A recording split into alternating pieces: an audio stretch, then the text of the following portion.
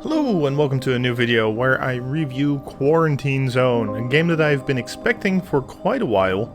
I've seen videos of it and I thought it would be very interesting. It's kind of like Papers, Please or Contraband Police, except you deal with people arriving at a checkpoint hoping to eventually evacuate them, and you as a guard officer basically needs to make sure that, you know, these people are healthy. So let me take you into the game, which starts off with a Skyrim reference.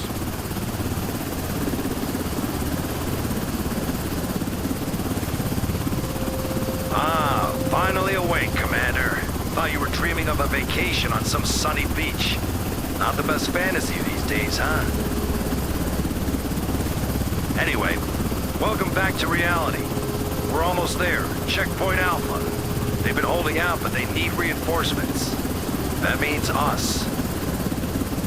Alright, get ready. You're dropping in 20. And Commander, watch your step out there. It's not just the dead you gotta worry about. So, the first survivor. Approach him and take a close look. Are there any symptoms that immediately catch your eye? Of course there are. Just look at how red his head is. So yeah, in the game, you are responsible for making sure that these people that are trying to get into quarantine and are trying to get into the checkpoint, trying to get evacuated, are healthy and are not zombies. And you need to look them over and make sure that they don't have any, you know, symptoms that could be risky or could possibly be a sign of a zombie infection. If they might have symptoms, you can send them to quarantine and you can check them over the coming days. If they show clear signs of being a zombie, you can liquidate them, and otherwise you can send them as a survivor into the block. At the end of the day, you basically just sleep and get an overview of the income that you have. So for every survivor that you send to liquidation, you get some money, right? You see your $900 for a valid elimination. And otherwise, you get some money also for sending them through to the safe zone. And otherwise, you know, you check them indeed the day after in quarantine. So here we are after a day of sleeping. We basically go to our quarantine area and check on the survivor that we put in there yesterday. Make sure that they are now healthy and safe, and they can actually, you know, go into the safe area with the other survivors.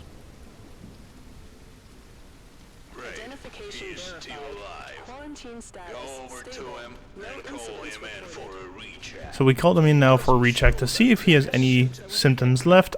The captain says that he doesn't show any of the previous symptoms, but I'm seeing something on his neck that looks like a rash, so I'm going to put that in there and then bring him back into the quarantine. Might have been freckles in the end, but yeah, basically putting him back into quarantine for that. And if growing a beard suddenly overnight was a symptom, he would definitely fit that description. So in this game, what you get as well are some tools to help you along with your journey to make sure that, you know, you find the people that are infected and the people that have possible symptoms that could lead to them becoming a zombie or secretly are zombies.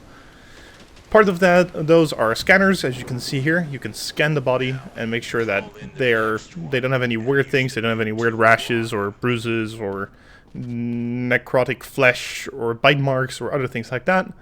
And other than that, you will get a bunch of other items as well and other tools, like you will get a monitor to make sure that they have a good enough breathing or not a zombie breath, or to make sure that they are basically have a good temperature or don't have any signs of a cold. And as you can see here with this scanner, we find a bite mark here on this potential survivor. A bite mark means liquidation, right? Because if they're bitten, they will eventually turn into a zombie. And then they get sent off into a room and go to the farm. I bit my lip, that's all. And you get some money. It's not serious. Now, with this money, parts that you can do is upgrade, and one of the major things in this game as well is the base management. You need to keep an eye on them. Make sure there's enough food. As you can see, there's no food or fuel for today. They need to be brought in from buy supplies and fuel for everyone. So with that money, we buy supplies, we upgrade the survivor block, and we also need to deliver these supplies. with supplies and fuel, you need Thank to you, deliver commentator, them to or the captain. block. Head over to the warehouse. So one of my gripes here immediately with this game, as you can see, is you have to move the supplies into the box. You see me not using it here, but there is an auto take option, which is fantastic. I love auto take options that make sure that we don't have to, you know, put these in the cart manually and throw them around. The physics, which is one of my gripes with this, the physics of these items, not the best. They fly everywhere if you mishandle them. Additionally, and you will see that in a bit, you will have to manually put these on the platforms that they are designated to. So if we go here to the base, this is where the survivors are, and you can expand this base a bit, you can create additional tents, you can get a medical supply, or get a clinic for these people, and you have to manually, one by one, make sure that these items are, you know, stored in their separate place. So unlike the first time where we have, and you can store them here as well, of course, but unlike the first time where we have an auto picker or an auto movement where you just have to press a button and they get added to the cart, they don't have that yet for the base area. So you still have to manually select them, move them over, select the next one, move it over, knock some stuff up in the meantime. They were very nicely stacked and I just bunked them over. So yeah, something for the game to improve, I think, towards the future. The cart movement is a bit wonky, but overall it's quite nice. So nothing too big, and as you can see, you can upgrade the clinic, or you can do other things, upgrade the tents as well. And if you do these upgrades, you also have to account for power. Right, so one of the things as well that you see is that the power ran out, and then you have to manually assign the power back to the clinic, the dining room, the tents, etc., etc. These generators also will need additional fuel, so you will need to purchase fuel for that and make sure the base is properly stocked. I think what this game could also improve on are the upgrades for the survivor block. I think you could expand on the upgrades as well. Maybe have a little garden area as well that you can upgrade, or other types of options so you can generate provisions on its own or medkits on its own, and you don't have to keep buying that and you just can upgrade it somehow. I think that'd be a great addition to this game. Warning, massive zombie attack. Now sometimes you might wake up to this, and you have to defend the base from a massive zombie attack with one of the drones that they've put out. Now I think this is the part where this game can improve on the most, the defense. It is loud as shit, first of all. It is very, very loud. You can upgrade the drone that you're seeing. You can scroll with the mouse wheel to select different weapons. It would be, I think, better if you can use your number keys instead of the mouse scroller, but you know, who am I?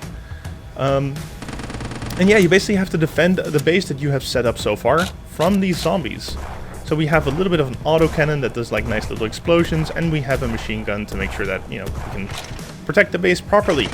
Now the physics, as you can see, you see the zombies kind of splatting outwards. I feel like this could also be done a bit better. And just the overall movement and handling of the drone and the weapons feels a bit mediocre. So something I think to make more enjoyable and have a better time with would be these defense missions. Obviously you have upgrades for this as well, like guards or better weapons, or you know, you saw it earlier, like bait, where the zombies will run towards the bait and the bait will explode, things like that. And if you succeed, you end up in the victory screen. One of the things that isn't part of this demo yet, as it is a demo, are the tool upgrades, and that's something that I'm very much looking forward to. And as you can see here, the base upgrades for the defense, you have soldiers. I can upgrade my autocannon, the M102, get a larger one basically, and we have bombs, bait, and airstrike. One of my gripes as well, and you'll see that towards the end of the second defense, the soldiers are terrible. They miss everything. Now on to a little bit further in the game where the collectibles start, and this is something that tickles my brain very well. When you get people in, they now have backpacks with possible goods in them. They could be infected, they could be zombie parts, and if they are infected, or if the parts are zombies, they have to be sent to liquidation. But you can also collect gold weapons and items, and you can store those in your base, which is, you know, it tickles my collection brain very well. In the back here of your little base, you see here the golden items, and the more you collect, the more they will show up there, so that's always good. As I said this morning, today's evacuation Head to the block to assign. Now, one of the things that I actually like a lot about this game is the evacuation part, where you can have some trucks come in and you need to eventually select people to evacuate. In the evacuation process, you basically have criteria which you need to select people to. So you see here, there can be one person in the blue truck, and in the red truck, only women are allowed. So I'm assuming the further on you get into your game, the more expansive also the criteria are. So for now, we only have one female survivor here in this block, and she can be sent here in this red truck. Now, the thing that does irk me a little bit about this, it's two things actually. One is, as you can see, I only have one female here on this red truck, and if I select finish evacuation, it basically says, hey, you have empty slots. Penalties will be occurred if you don't fill them, and I cannot fill them because I don't have enough women. So, what do you expect me to put in there? Men? And then get penalties for that? So, that's a bit of a weird little scenario. I obviously I want to fill up all these trucks, but I just cannot because I don't fulfill the criteria. That's also something for the game, I think, to do better at or work a bit in. And once you've filled up your evacuation, you need to defend them. And also this I find a bit weird to do. The guns basically, as you fire the guns or as you have the guns, zombies will they take a bit of lead time, as you can see here. So the zombie and the machine gun is quite accurate. But you'll see with the autocannon, it has a bit of a lead time and it has a bit of an explosion time. So these are not the most effective ways to use. And as you can see here, I shot it and then lands right onto one of the convoy trucks. Not the best. So the machine gun for this one is actually the best weapon. Which I think is something, again, they can improve on. The defenses so far seem the most mediocre part of this game. In every evacuation, at one point, you need to defend these trucks, make sure the zombies don't really catch up, and you know these survivors are saying, I don't think there's friendly fire, which I approve of. That's very nice of them to have instituted. But at some point, one of the cars will break down, and that means these cars are basically in a standstill, right?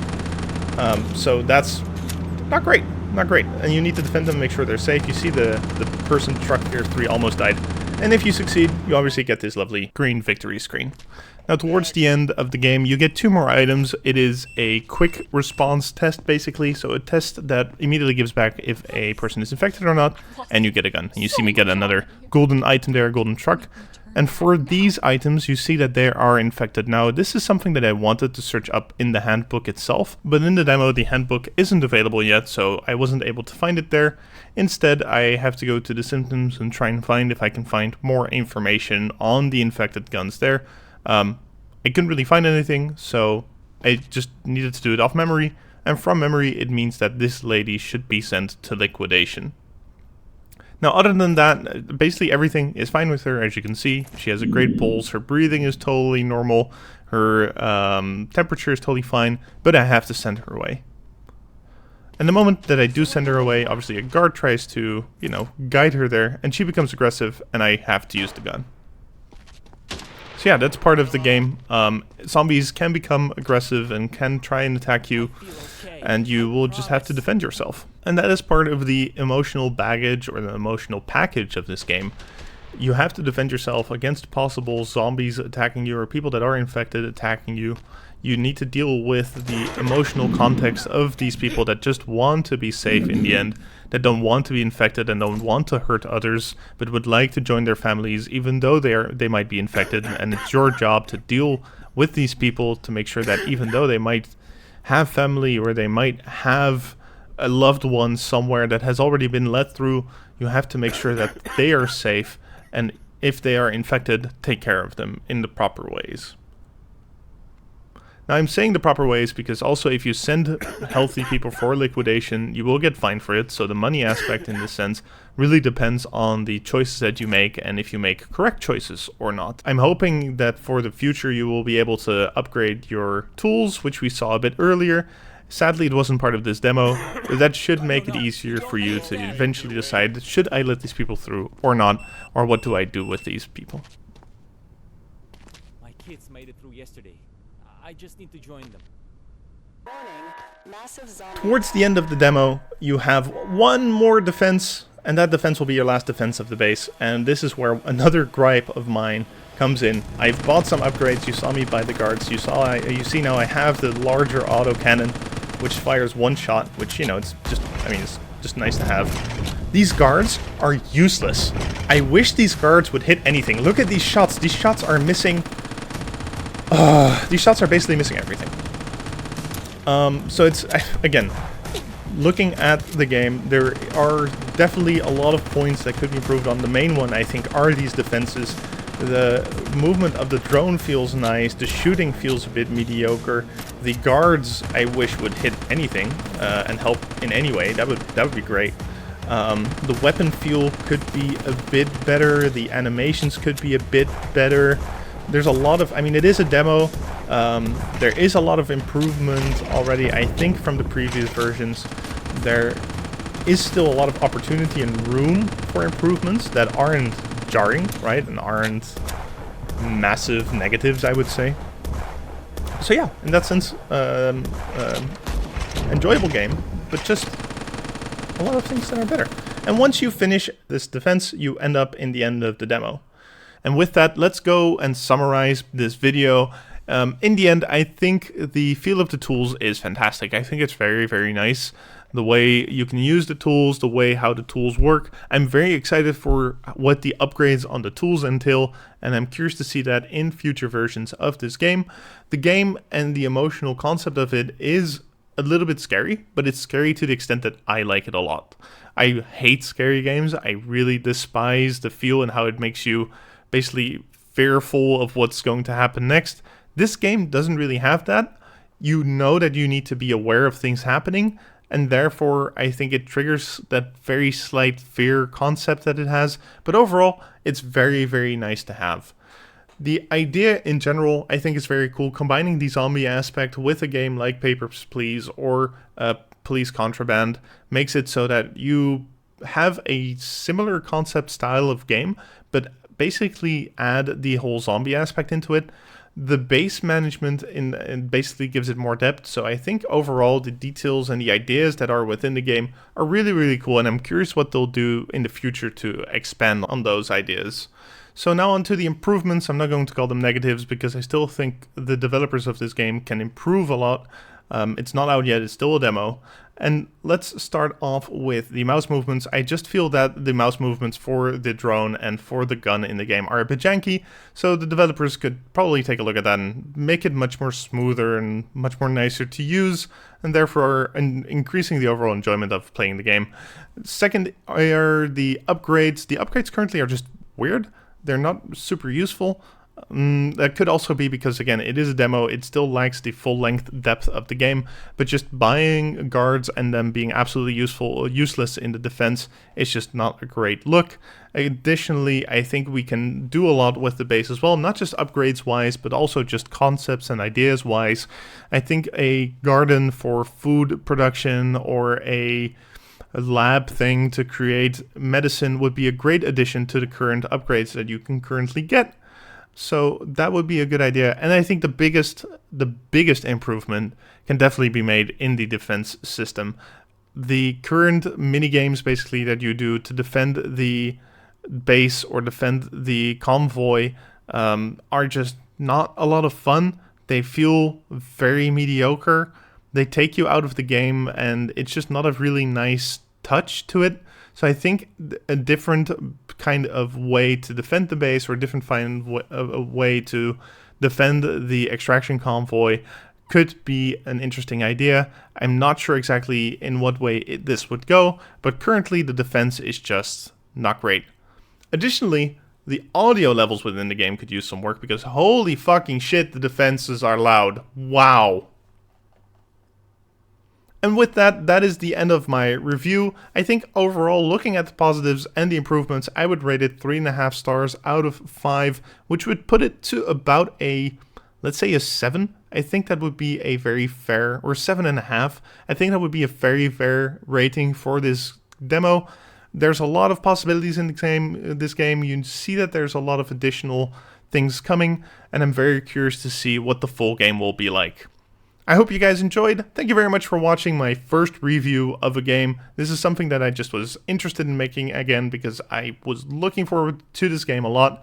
And yeah, finally got to play the demo, and it was a lot of fun. So hope you guys enjoyed this as well. If you have, please drop a like, leave a comment, or subscribe if you haven't already. And I hope to see you in the next video. Goodbye.